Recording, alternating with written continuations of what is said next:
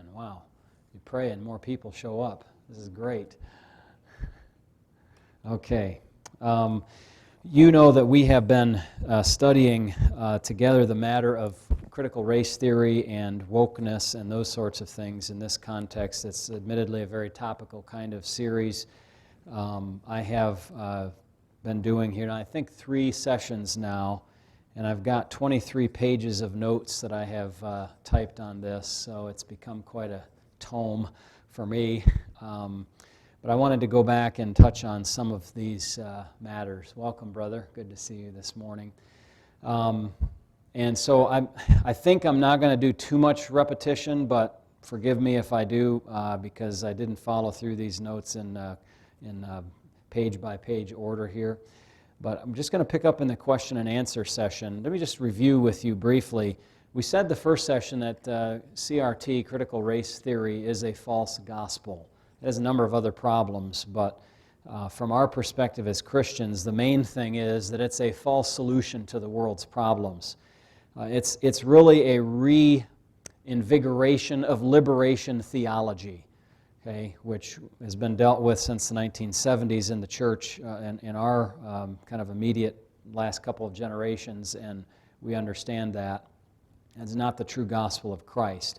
We gave some kind of basic, clear things, at least to me, and then we talked about some terms connected to the critical race theory doctrine. And make no mistake, it is a doctrine, okay, that is being promoted in the academy, that is in academia, and also now in wider society. It's just really exploded into society in the last few years. So we looked at a number of terms. We'll look at some more of those today. And then I took some questions and answers last time that had been posed to me or that I perceived and formulated from questions or comments that I had. So I did some of those. Now we're going to continue with some of those Q&A and try to move on through this. Oh, I had a question about how Galatians 6:7 applies to this. You remember Galatians 6:7 talks about the matter of sowing and reaping. It says, "Do not be deceived, God is not mocked, for whatever a man sows, that he will also reap." Now, we're going to be very mature here today. I give that kind of caveat when I'm going to touch on something that's very difficult. People that are listening online are going to think with their kind of scholarly mind and not their emotional mind. This question was posed to me. I'm not making this question up. Somebody said this: the black rates for abortion and fatherlessness are huge. The acceptance of government money is also high and corresponding lower employment rates. In light of this Bible verse, Galatians 6:7, how could we not expect a different outcome on average for the races? Okay, you understand the different outcome is, the question is, are we going to get a different outcome for whites than we are for blacks? And I understand where that question comes from and the mathematics behind it, but I very much disagree with that last part of the question. That's not me speaking, that's the question, okay? We expect a different outcome, here's my answer, not for the races, but for the behaviors.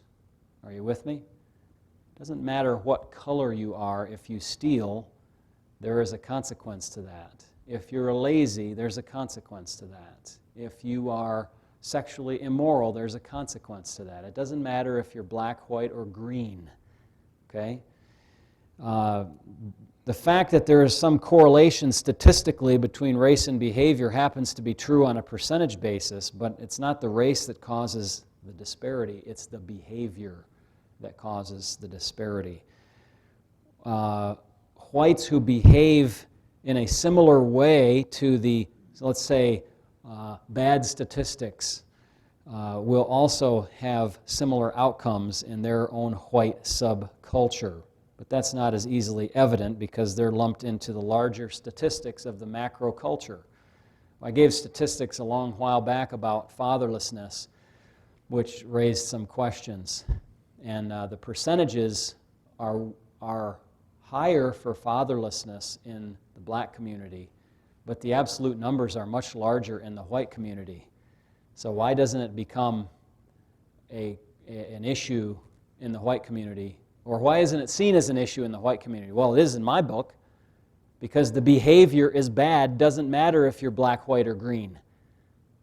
Okay? Kids need fathers. Wives need husbands. Husbands need wives. That's how God has designed it to be. We'll talk more about that in a bit, I think, here.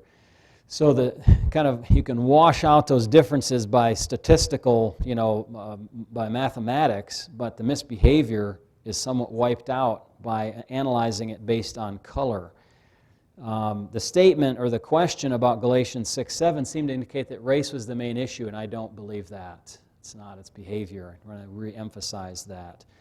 Somebody who looked at that statement from the outside, an outsider would say, oh, you Christians are teaching that the Bible teaches different outcomes for different races. No, we're not. We don't teach that at all. In fact, the Scriptures are very clear that in the church there is no such thing as that construction, that we are all equal before Christ. Another question, all races should achieve the same. That's a presupposition. All races should achieve the same, and if not, then it must be that the lower achieving race is being mistreated. Have you heard that argument before? Okay, that's false. This is a false statement. So all races should achieve the same. You start with that premise. That's not necessarily going to be the case for certain reasons I'll elucidate in a moment. And if they don't, then it must be that the lower achieving race is mistreated. Well, could there be other reasons? Is that a statement clear of logical fallacy, that it must be that there is only one explanation for that disparate outcome? No, we went over that some before. There are other explanations for disparate outcomes. Bad choices, that's the behavior side of things, natural disasters, less resources, poor use of resources, external oppression, and so on. Genetics, which includes race, does have an impact on certain things. Let me pose some reverse kind of questions to what you might expect. Are white people mistreated because there are fewer of them on basketball teams than represented in the general population? It's not an offensive question, is it, Dwayne? No. Okay. Or what about football teams? Are there more black men on football teams than white men? Than 13%? I mean, they're great at that sport. Take another somewhat funny example. I've heard the statement. In fact, somebody brought it up yesterday. Do you remember it, Tim? You said it, I think. White men can't jump. Although stated categorically, obviously not all white men cannot jump. But it seems to be true in some kind of way. I mean, you see these guys who are skilled in basketball, and I mean, they're shorter than I am, and they can jump twice as high as I can reach. It's crazy, the skill, the abilities, the muscle strength, and all that. And of course, it's not true in every case. But as a generality, there are certain athletic feats that black people are simply better at, on average. Now, this is tied to genetics, but even here I cannot say that it's because of skin color. It's because of the entire package of genetic attributes that happen to be correlated to color. Color is not the causative factor of better jumping ability, but it's connected to it. Okay, so it's a somewhat funny example, but you can see how it's not that there's a mistreatment that causes these disparate results. All right, I've said enough about that. I think I said some about that last time, oppression not being the only explanation for disparate outcomes. Another question I received, I think I might have talked about this before, isn't the society or government responsible for the oppression that we see? There seems to be this kind of strange dichotomy in the minds of many people that there are human beings and then there are these other categories of things, two things in particular, corporations and government. And it's like they divorce the two things entirely. But what is a corporation? It's a conglomeration of people who are sinners pursuing some business interest, usually tied to making money, right? What is government? Well, government's even worse because it's a conglomeration of people who are sinners who have a lot of power and can put you in jail. Okay? So that's even worse. But really, if you just, kind of think about, families, groups of people, churches, groups of people, nonprofit organizations, groups of people, corporations are groups of people, governments are conglomerations of people with power. It's all people. Okay? So there's not like this magical characteristic that, government exists out there and it's kind of this separate thing. No, like the founder said, if men were angels, there wouldn't be any need for checks and balances and balance of powers and all those sorts of things. Governments are made up by people, flawed, very flawed people. And so it's not that there's some thing out there that's responsible for oppressions. It's people, if there are oppressions. Another question. Somebody asked this, I don't understand your one race argument from Acts 17:26.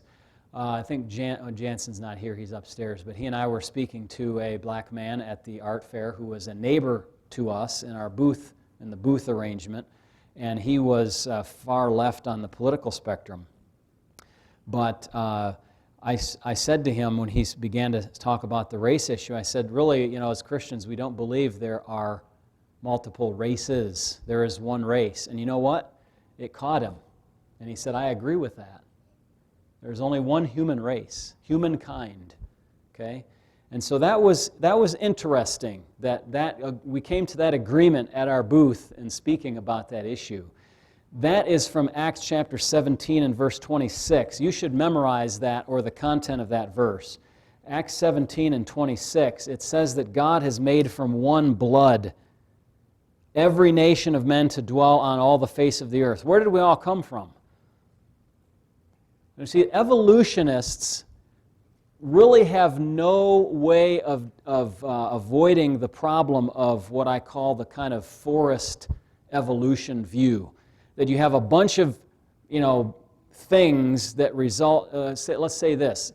Our view is God created Adam and Eve. Adam and Eve had children. We come from those children through Noah and Shem, Ham, and Japheth. The evolutionary view, people simplistically think about it like, well, some chimpanzee eventually became a human. But nothing stops the evolutionists from holding the view that some chimpanzees in parallel became human, and you have different races of them. That's in fact really the basis of the evolutionary view that drove Adolf Hitler, that drives the view that chattel slavery is okay, that even drives the view that abortion is okay. Okay? Evolution. And so this idea that they might hold that there are multiple sources of the human, the human race is really disparate. The blacks came from one line and the whites came from another line. I mean, that's how people can think. It's entirely wrong. The Bible teaches humanity is a special creation of God, and there is only one race. It's the human race, and we differ genetically in how much melanin and other characteristics we have in our bodies. Some have a deficiency of melanin. They're called white people. Others have an abundance of it, and they're very dark in their skin, and others have various shades. I've always wanted to have a big series of pictures of people's faces where it goes from albino white to the blackest black that you can see, and you just have the whole spectrum right there, and you can see. This is one race, one human race, okay? Now, obviously there is the social construction. Everybody knows what you mean when you talk about race, whites and blacks and all of that. But the reality is there's only one. We need to think more like that, okay? If you come to the question from an evolutionary mindset, there's no reason that there could not be multiple human races that happen to develop along parallel evolutionary lines from an evolutionary forest, not a single rooted tree. All right, so I move on here. This is not exactly the same thing, but I thought I would touch on this because it comes into this whole issue. What is your position on microaggressions? Have you ever heard of those before? All the time, Tim, right? All the time. Microaggressions. Well, let me read a definition that I curated, and it's this. Oxford Languages via Google says, here's the definition. Microaggression is a statement, action, or incident regarded as an instance of indirect, subtle, or unintentional discrimination against members of a marginalized group, such as a racial or ethnic minority. The word aggression, now I'm adding here, the word aggression is important to note, as such behavior is seen by some proponents as being a form of violence. Okay, a form of violence. It's sometimes these things that are done, these incidents or actions or statements, are meant in an aggressive way. In other situations, not at all meant in an aggressive way. So it's hard to broad brush the whole, every possible way that a microaggression could be characterized. In the case of an unintentional or even completely innocent statement, there seems to be an oversensitivity and refusal to overlook what otherwise might be a harmless statement. Perhaps the statement is not entirely quote-unquote harmless, but arises from baked-in cultural factors that are difficult to eliminate as fast as other people might like. Certain words in the English language, for example, become offensive, but if those were not eliminated from your vocabulary, this often happens with older people. Somebody who grew up in the 30s, 40s, and 50s and was accustomed to using certain words would find that hard to eliminate those words from their vocabulary when they're 70 or 80, and now society has moved on. And you have to kind of be able to roll with that, But let me comment further on that because that's incomplete as far as that goes.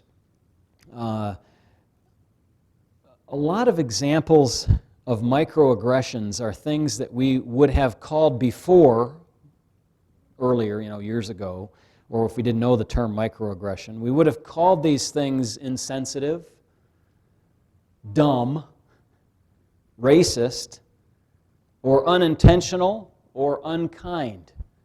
That had an unkind implication. Sometimes I think what happens is somebody says something, they have no idea that it has an unkind implication to the hearer. The hearer has taken it that way, and the person who is the author of the statement did not intend that. Okay? 1 second. They did not intend that, but the person receiving it takes it that way, and they say, well, that was unkind, and they can express that to the giver of the statement, and the giver of the statement can say, well, I didn't realize it had that implication. In fact, I didn't intend for that at all, and explain. Other examples are terminology issues that are accurate ways to express a fact or situation. What I mean there is something like, that person is living a sinful lifestyle. That's not a microaggression. That's a statement of fact from the Christian perspective. Now, the person who's living the sinful lifestyle will say, well, that's evil that you said that of me. That's a microaggression. We have to extirpate that idea from our minds. What it's doing is this idea of microaggression is going to beat us down to the point where we won't say anything. Oh, that's pretty big, though. But go ahead. It's bigger than that because we are being trained as the observer to attack the person who said it. Even if the hearer wasn't offended, we are being trained. You're being trained to be offended. Yes. That's correct, yes, I agree with that. The repetitive, ongoing training of what these are, how to recognize them, is training people to be oversensitive to this. It's kind of similar to when you tell young people that they can choose to be a boy or a girl from kindergarten. Of course you're going to get more people who get this crazy idea that they can change their gender. and this rebellious idea that they can change what God has given to them. Of course you're going to get, it's a consequence of that teaching. The consequence of teaching all the time about microaggressions is teaching people to be oversensitive and to be looking for these things, when if they just relax a minute, listen to the person, take it on a more scholarly level, think about where they come from. Are they 80 years old? Do they come from the Deep South? And all these sorts of things. I'm not trying to be dismissive of insensitive, dumb, racist, stupid remarks, okay? I'm not. I'm just saying we have to look at both sides of this and consider it. Now, let me also suggest a couple other things. So we've talked about the definition. We've looked at a kind of a very broad overview of examples of microaggressions and how we deal with them. Microaggressions are not truly aggressions most times.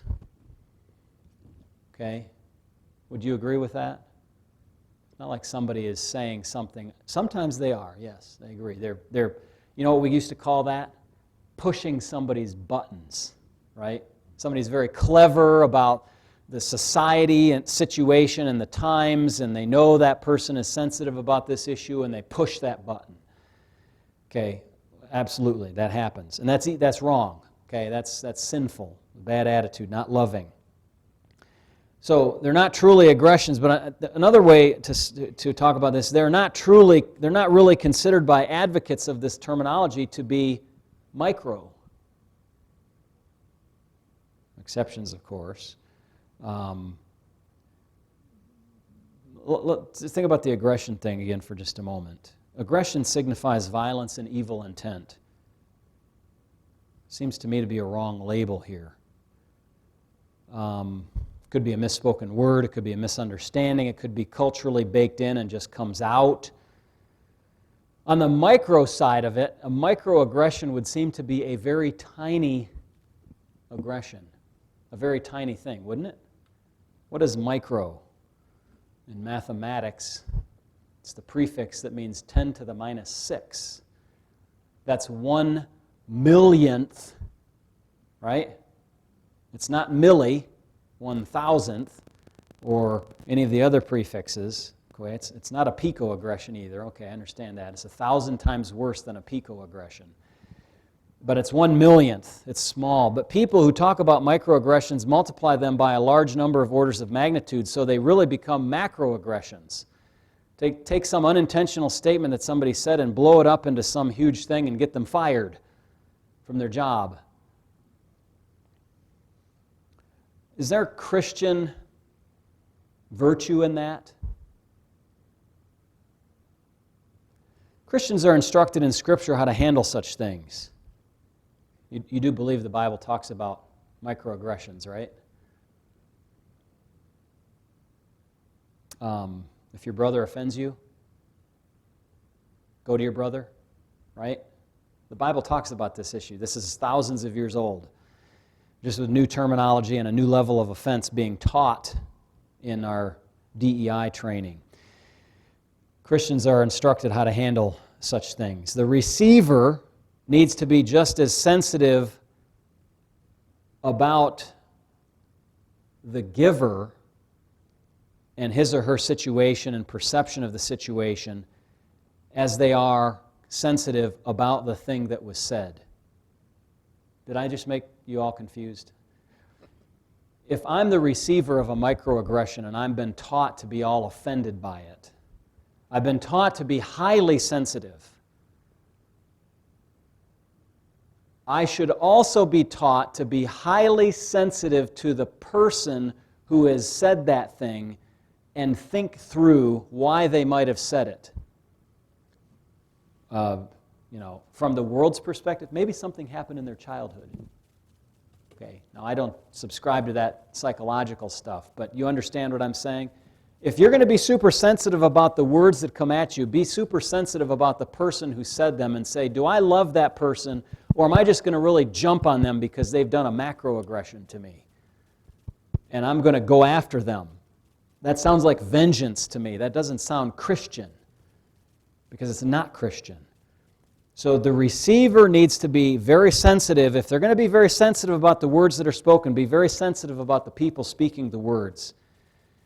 It's unreasonable to feel terribly offended at a microaggression and yet treat the person who gave the offense as an evil enemy. Perhaps they're just like you in a lot of ways. Perhaps they put their foot in their mouth. You never put your foot in your mouth before? And caused a microaggression? Oh man, I've done that a few times. Yes, sir, Dwayne. It would not offend me that 20 years ago, an older gentleman, let's say 80 years old, would refer to me as Negro because he's back in the era in which he grew up. I had an experience, Thurman Hunter and I had an experience some years ago where we were at the Whole Foods when it was at the location where Trader Joe's is now. Okay. And we were having a Bible study because we made it a point to go in and interrupt the people there. And there was a white lady who was, that we know as a Christian, and she wanted to address us, and she had a question. And she walked up to us, and Thurman said, yes, and the lady said, as an African American, and he went, stop. And she said, as a black American, and he said, stop. He said, I am an American who happen to be black now. What is your question? But none of us was offended. All right, Dwayne. Thank you. I've heard that story before, and delights me. You all have to talk to Thurman about his. Uh-oh. We have somebody who's upset at this teaching. They're going to the nursery now. Oh dear. Okay. Was it something I said or you said, Dwayne? Yeah, so it's very interesting. Thurman takes some umbrage at the phrase African American. He doesn't have any connection with Africa now. He's too far removed from that to consider that a connection. But he's black, and he doesn't mind to be called that or say that at all. Now, we've talked about on the receiver's side, being sensitive. If you're going to be sensitive, be so consistently. But on the giver's side, a microaggression describes insensitive and unloving statements, actions, etc. They should be confessed, but they are not unforgivable. They are forgivable. Okay? Somebody says something and it's like, oh, I wish I could, rewind time and take that back into my mouth and swallow it. Well, you can't because it's gone. It's out. But it's not unforgivable. Christians on both the receiving and the giving sides are taught by God to lovingly address such matters. Love covers a multitude of sins, and if your brother sins against you, go and tell him. You've gained your brother if he responds. Christians are told to lovingly address such matters, come to a better understanding, offer apology, grant forgiveness, and move ahead. Today, there's no... Where's the teaching in your DEI instruction about forgiveness? It doesn't seem... Maybe it's there. I haven't sat in hours and hours of classes, and I don't plan to. They don't choose to address that part. They choose to ignore that they're training people to be sensitive. They want us to be sensitive so the words don't come out of our mouth. Yes. But they do want us to intervene even if the offended person isn't offended. Oh, they're training you to intervene even if the offended person is not offended. It sounds to me like you're sticking your nose into some other conversation where it doesn't really belong, which is not a biblical approach either. Very interesting.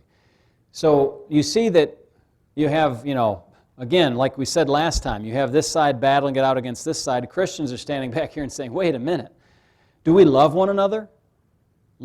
Love covers that multitude of sins. Do we forgive?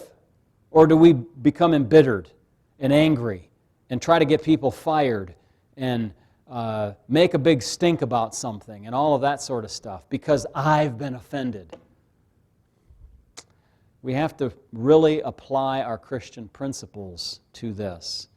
If people are giving offenses and receiving micro, whatever they are, as offenses, then there is no fervent love between them. If the giver is giving these things and not thinking, the receiver is receiving them as attacks, then there seems to be like that love foundation between them is gone. Now, do not kid yourself if you're in this mindset. If you're holding something against another person, you're not fervently loving them. Well, he said something to me that was insensitive. I'm not going to tell him that it was insensitive. I'm just going to hold it in my heart and I'm just going to be angry. And I'm not going to have anything to do with him or her. Is that Christian love? Absolutely not. Love thinks no evil. 1 Corinthians 13:5. So what I'm trying to teach here is that microaggressions can be dealt with on the giving and the receiving side by an understanding of Christian virtues like Christian love. Okay, another question. We're running out of time and I have a little bit more to go.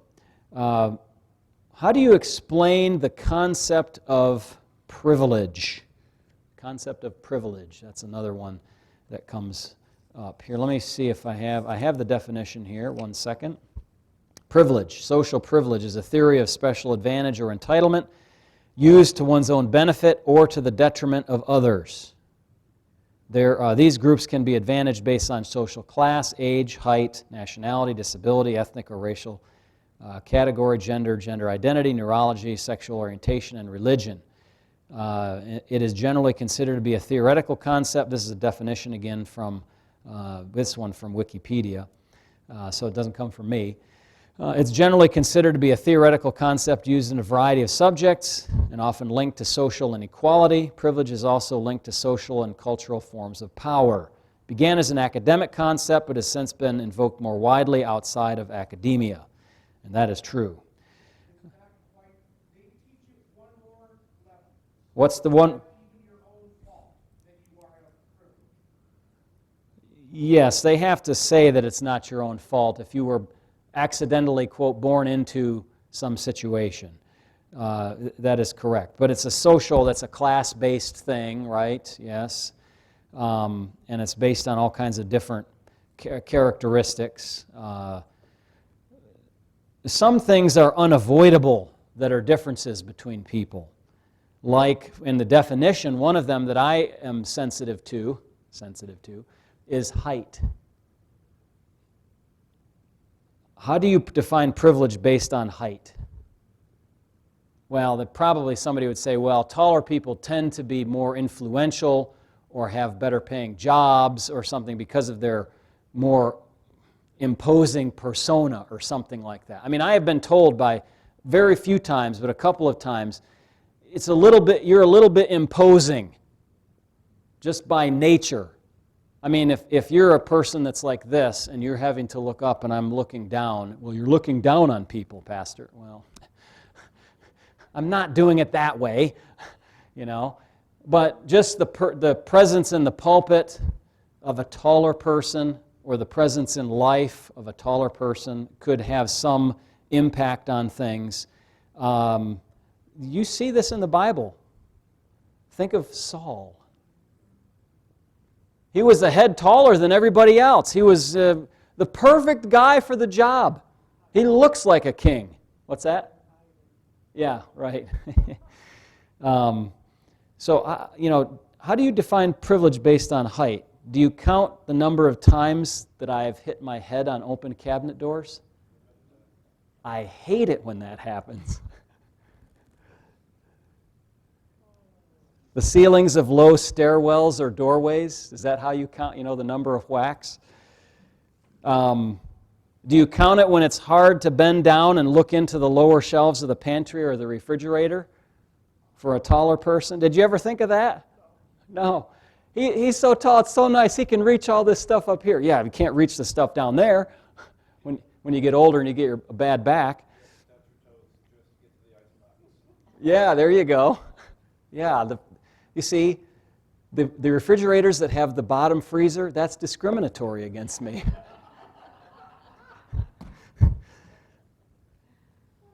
I think it is helpful. I mean, some people might be listening and saying, well, it's inappropriate to make light of these sorts of things, but I think it is helpful to bring some humor to to it as well. By the way, laughter does good like medicine, doesn't it? You know, you're looking for something in the lower shelf of the refrigerator or pantry, and I can't see it, and somebody who is shorter, I won't say who that is, says, "It's right here, can't you see it?"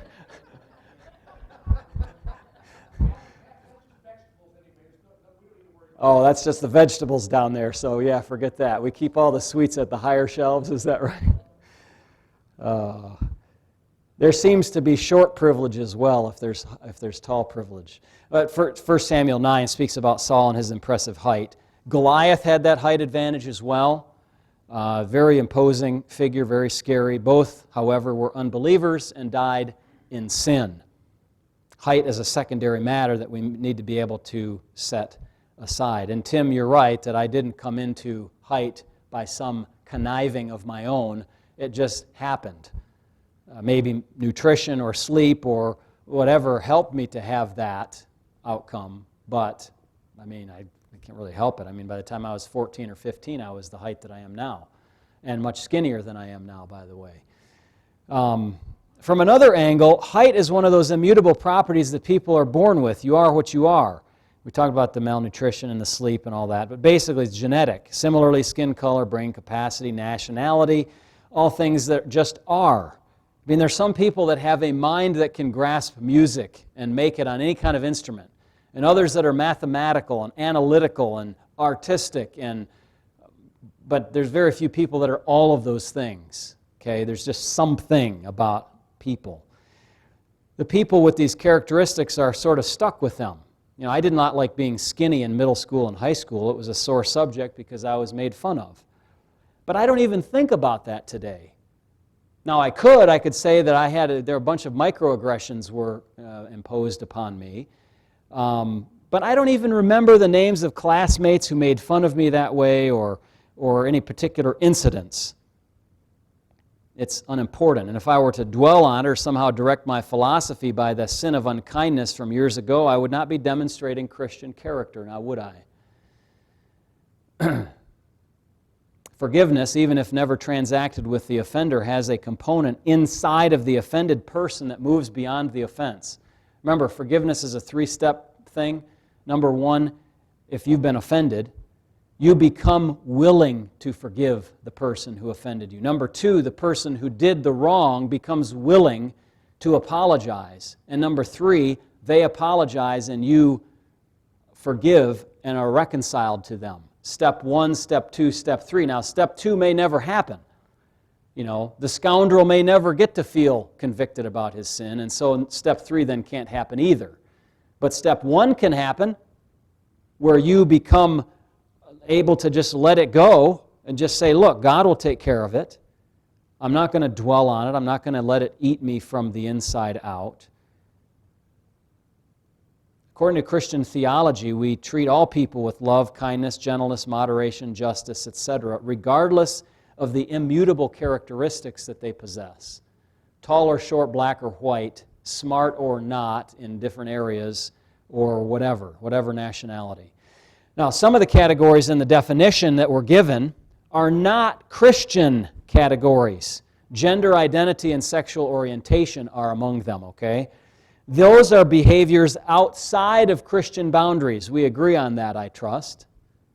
Some Christians don't today. Some so-called Christians don't agree with that. But Bible-believing Christians believe that gender identity, sexual orientation, those things are not just up for grabs and you can do whatever you want. God has standards for those. Various religions are also outside of the boundary of Christian theology. If you believe ungodly things or walk in ungodly ways, you can expect consequences to come as a natural result. The lack of such consequences cannot be claimed to be privilege for those who obey God and receive His general blessing. Okay? If you study hard and work hard, for example, there are generally better consequences than if you're a poor student and a lazy worker. Okay, so you cannot say that the person who has more has some privilege that everybody should have. If they're lazy, they won't have that naturally. Now, I think the worldly and academic definitions look at privilege upside down. I've always felt this, but I don't know if I've expressed it before, certainly not in a context like this, but the privilege of being in a two-parent home, for example, is not really a privilege in a sense. It's the way God designed things to be. It's an expected baseline. It's a C average grade. Are you with me? Now, the two parents could be jerks, and that lowers the grade from a C to an E. Or the two parents could be great, and that would get them from a C to an A situation. One-parent situations may indeed offer more challenges or, quote, deprivilege the children, say, in that situation. I think disadvantage would be a better way of saying it. It's not that the person who is in the baseline situation is privileged, it's that the person who is in the other situations is disadvantaged. It is disadvantageous to children for parents to make babies and not stay together. Wouldn't you agree? Then again, somebody's going to say, I know, it may be more advantageous to have one out of two parents that are, how can I say it? It'd be better to have one good parent than two parents that are jerks, right? Yeah, okay, of course, we can stipulate that. But we see for this reason God's special care for orphans and widows in the Scripture. Just to take this one area of quote-unquote privilege of two-parent or one-parent families, we see God's special care for people who have become disadvantaged somehow by some circumstances that may be entirely out of their control. That special care is designed by God to do what? Overcome some of the disadvantage and bring them up and help them. That's why God is so upset with people who take disadvantaged people and press them down and make them more disadvantaged. You oppress the worker, you don't pay him his wages, you take his garment away, you oppress the fatherless and the widow, there's going to be consequences for that. And if they don't come immediately, just count on it, they're going to come. So abstractly speaking, if I may, my view of privilege puts the 0 point on the number line in a different spot than the worldly definition would consider. So the 0 is like the baseline. Below that is disadvantage. It's not that this is the baseline that God wants for us, and then everything above that is privilege. Does that make sense? Finally, one more thing. I have to get to this, and then this will be the end. This one is one that has troubled my soul. The question is this: isn't Christianity a white religion? Isn't it European? Lately, article on this was written by Allison Hopper, writing for Scientific American. She titled the article, "Denial of Evolution is a Form of White Supremacy." Denial of evolution is a form of white supremacy. She seems to be saying that the evolutionary model shows the human race arose from Africa, so it's centered on Africa, so therefore it's like a good view. That insulates the evolutionary view from the charge of racism. The fact of the matter is, I have many times charged evolution or the evolutionary philosophy as being racist. It is inherently that way. It has been used that way, provably so. Now let me say this. This whole notion that Christianity is a white religion twists evolution into a virtue instead of the vice that it is. Evolution is a key philosophical underpinning for race supremacy philosophies. It was foundational to Hitler's program of extinguishing the Jews and trying to raise the Aryan race to prominence, right? Evolution was used by slavery advocates to justify their actions of enslaving black people. I hope you've encountered that thought before. Evolution is an underpinning to these very sinful views of things. Hopper goes on to write this: at the heart, and I'm just going to read this and then give you just kind of do what Thurman Hunter does, stop. At the heart of the white evangelical creationism is the mythology of an unbroken white lineage that stretches back to a light-skinned Adam and Eve. False. That's ridiculous. She goes on, in literal interpretations of the Christian Bible, white skin was created in God's image.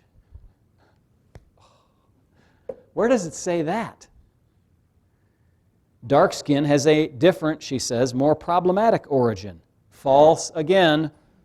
As the biblical story goes, the curse or mark of Cain for killing his brother was a darkening of his descendant's skin. False. What we have here actually is not the Christian mythology. We have the mythology of the false teachers like Allison Hopper who are teaching wrongly about Christianity. She's making up a myth which has nothing to do with the Bible. And then she says, historically, many congregations in the U.S. pointed to this story of Cain as evidence that black skin was created as a punishment. That may be true, but it's not based on the Bible. That was foolishness. Let me repeat this. Final thought. Christianity is not a European or white religion. Where did Christianity come from? What region of the world? And it's a Middle Eastern religion. Did you ever think of that? Christianity is a squarely, completely Middle Eastern religion. We are followers of a Middle Eastern man named Jesus and a Middle Eastern people out of which he came called the Jews. That's what it is. It's not Western. It's not European. It arose entirely out of the Middle East. The Bible is a Middle Eastern book, speaking from a human perspective. To say that Christianity is white or of European origin is just plain ignorant. Just plain ignorant. Don't let anybody do that to you, okay? They might be thinking about, their understanding may stretch back to the beginning of the Catholic Church. Well, the Middle Ages, and it's European, and the Holy Roman Empire, which wasn't holy and it wasn't Roman, and all that. Their understanding does not stretch back far enough, if there's understanding there at all. It's a twisting. It's a myth that Christianity is a white religion. Answers in Genesis posits, and I think it's probably good, that God created Adam and Eve with some middle skin tone. Middle meaning not the albino white and not the completely dark black, but somewhere in the middle with genetically all the variation that would allow for the range of coloration that God wanted. He didn't want everybody to be the same color and to be the same shape and size and to have the same brain and to be robots. He's created a race of great diversity to show His glory, to show His creative power, that out of two human beings would come billions of souls that are entirely different in skills and looks and heights and colors and all that sort of stuff. Glorious, glorious things. So I think I have to stop because it's way late, but I hope that's been helpful to you today. Let's pray. Heavenly Father, we want to ask that you would help us to understand these matters carefully. Lord, if anyone is listening and has misunderstood, help them to not default to the position of anger and hatred and taking offense, but reach out and talk. Let's have a conversation, as the world says. Let us reason together about these things so that you might understand our perspective better and we might understand your perspective better and have our conversation be mutually edifying. I pray that that would be the approach that we would use with folks in our lives and they with us. And Lord, help us. One of the key things that we learned in this lesson today is the character trait that we must have of loving forgiveness toward one another. That we would not immediately jump to, it's a microaggression, but we would speak with one another. We would care for one another. We would be gentle and kind, not vengeful, not hateful, not angry. And that we would thus, in our softness and our gentleness and our moderation, would come to a more loving conclusion than what the world is propagating these days in hate and anger. We thank you in Jesus' name. Amen.